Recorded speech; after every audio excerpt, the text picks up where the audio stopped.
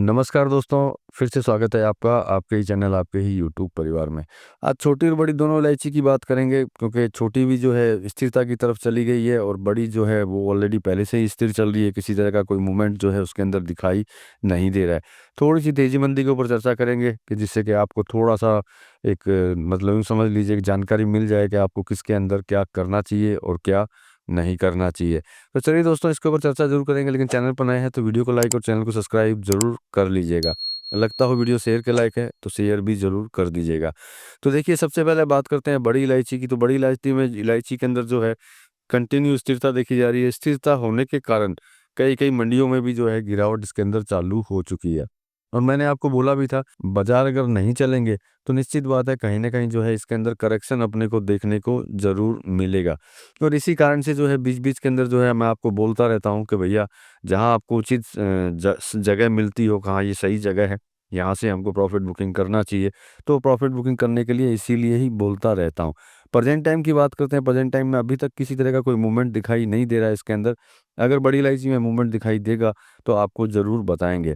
अब बात कर लेते हैं नेपाल के भाव की, क्योंकि आपको भाव भी पता रहने चाहिए कि नेपाल में जो है क्या कंडीशन चलती रहती है कंटिन्यू। क्योंकि हो सकता है आप तक जो है लंबे और बड़े भाव, मोटे भाव भेजे जाते रहे हों या फिर आप लोग देखते हो कि हाँ यार नेपाल तो बहुत ज़बरदस्त तेज़ चल रहा है। तो ऐसी कोई भी बात नहीं है, नेपाल में भी स्थिरता है, स्थिरता के कारण से जो है लंबी गिरावट कुछ भी नहीं है, जो पहले गिरावट थी वही आज गिरावट है, मतलब कि 1,06,000 से 1,07,000 के बीच में ही वहाँ पे जे क्वालिटी चल रही है।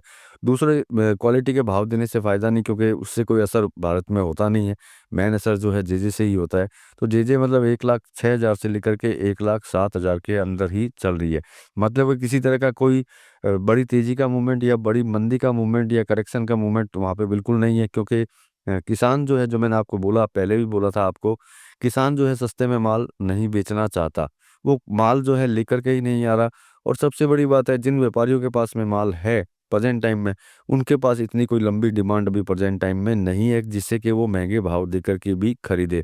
क्योंकि जब उनको खरीदना है तो उनको बेचना भी पड़ेगा और बेचने से पहले उनको ये सोचना होगा कि भैया डिमांड इसकी चल रही है या फिर नहीं चल रही है। तो प्रेज़ेंट टाइम में डिमांड स्लो होने के कारण जो है मार्केट जो है थम से गए हैं बिल्कुल। और जब मार्केट थम जाता है किसी भी कमोडिटी का, तो निश्चित बात है कि दूसरे बाज़ारों में जहाँ पे फिज़िकल कम और दूसरे काम ज़्यादा चलते हैं, वहाँ पे कहीं न कहीं जो है करेक्शन जो है देखने को मिल जाते हैं।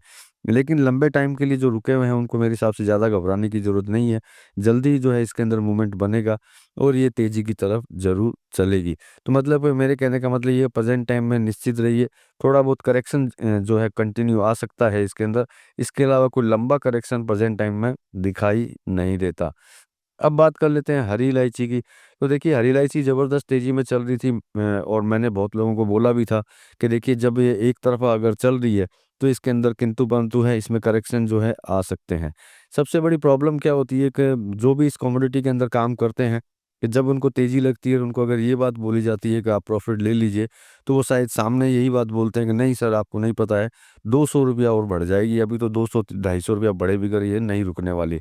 तो देखिए जहाँ पे आपको ये चीज़ लगती हो कि हाँ भाई यहाँ से ₹200 ऊपर जाने वाला है, तो मतलब कि वो पॉइंट बिल्कुल सही है और वहीं पे जो है आपको प्रॉफ़िट बुकिंग कर लेना चाहिए। क्योंकि देखिए आप प्रॉफ़िट बुकिंग करेंगे किसी भी कारण से, कोई भी रीज़न हो, अगर करेक्शन उसके अंदर आता है तो आपको कोई टेंशन नहीं होगी, क्योंकि ऑलरेडी आप प्रॉफ़िट बुकिंग कर चुके हैं। मार्केट जब एक तरफ़ा चलता है तो इसका मतलब यही होता है कि उसके अंदर कहीं न कहीं किंतु-परंतु ज़रूर है और इसके अंदर करेक्शन जो है 100% आएगा। ये मेरा विचार रहता है, मैं अपने विचार आपको बताता हूँ। आपको सही लगे तो आप यूज़ कीजिए, ना लगे तो आप अपनी स्टडी से करके भी जो है काम कर सकते हैं। क्योंकि मोटा-मोटी मुझे प्रेज़ेंट टाइम में पता है कि हरी इलायची के अंदर भी लोगों ने बहुत ज़्यादा तेज़ी के अंदर भी माल खरीदा है, क्योंकि उनको ऐसा ही लग रहा था कि अब ये रुकने वाली नहीं है। देखिए, सारी चीज़ें मैं आपको बताता हूँ, जैसे फसल के बारे में कि ग्वाटेमाला में फसल में प्रॉब्लम है, इंडिया में भी फसल में प्रॉब्लम है। उससे कोई फ़र्क नहीं पड़ता है, आप लोग ये चीज़ भूल जाते हैं, सिर्फ़ एक ही चीज़ आपके बात में दिमाग में आपको ध्यान में रहती है कि ग्वाटेमाला में फसल में प्रॉब्लम है, वहाँ की क्वालिटी में प्रॉब्लम है, इसके अलावा भारत में भी फसल में प्रॉब्लम है। लेकिन आप एक चीज़ भूल जाते हैं कि जब ज़्यादा तेज़ कोई चीज़ हो जाती है, उसको जब खरीदने वाला ही नहीं होता है, तो वो कितना भी माल कम हो या फिर ज़्यादा हो, उससे कोई फ़र्क नहीं पड़ता है, मार्केट में करेक्शन जो है बन जाता है। इसीलिए जहाँ पे आपको सही समय लगे, चाहे वो छोटी इलायची हो या फिर हो बड़ी इलायची, जहाँ आपको उचित जगह लगती हो वहाँ प्रॉफ़िट बुकिंग करते हुए चलें, जिससे कि जैसे अभी जो करेक्शन छोटी इलायची के अंदर आए हैं, उस तरह का कभी भी करेक्शन आए तो दोबारा से लेने की हिम्मत आपकी बनती रहे। क्योंकि आप बहुत ज़्यादा महँगे भाव में घुसते हैं और फिर जब छोटी इलायची टूटती है तो 100 डेढ़ ₹100 टूटना इसमें कोई बड़ी बात नहीं है, एक झटके में नीचे आ जाती है।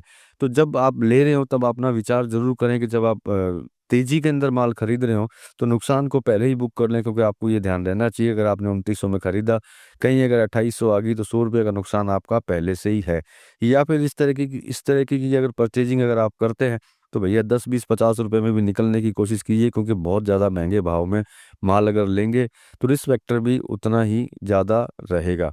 बाकी आपका विचार है, मैं आपको ये सब चीज़ें पहले से इसलिए बताता हूँ कि जिससे कि आपको किसी तरह का कोई नुकसान ना हो। लेकिन इंसान है वो बदलता नहीं है, उसको जब तेज़ी दिखाई देती है तो वो सिर्फ़ यही सोचता है कि भैया तेज़ी मतलब तेज़ी मतलब तेज़ी। इसके अलावा उसको कुछ दिखाई नहीं देता और उसके बाद में उसके दिमाग में हमेशा यही बात चलती है, नहीं भाई फसल तो बहुत कमज़ोर है, इसकी तेज़ी तो कोई रोक ही नहीं सकता है, ये तो तेज़ रहेगी ही रहेगी। 200-300 रुपया तो ऐसे झटके से जो है तेज़ हो जाएँगे। इतना तेज़ होगा उसके बाद ही निकलूँगा।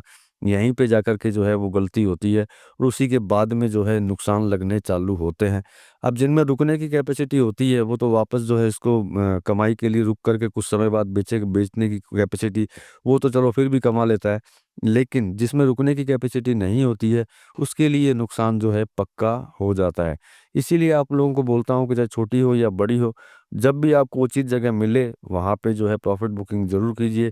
और ज़्यादा महँगे भाव में लेते हो तो प्रॉफ़िट का मार्जिन जो है वो कम रखिए, कम प्रॉफ़िट बुकिंग करते हुए आगे की तरफ चलते रहें। बाकी विचार आपका रहता है, मेरा काम होता है सिर्फ़ आप लोगों को एक जानकारी देना, मेरा विचार देना। आपको उचित लगता हो तो आप उस विचार से काम कर सकते हैं। बाकी आप अपनी मर्ज़ी से भी जो है काम कर सकते हैं, चाहे वो बेचने का हो या फिर खरीदने का। तो चलिए दोस्तों, मिलेंगे अगले वीडियो में अगली जानकारी के साथ में, तब तक के लिए धन्यवाद।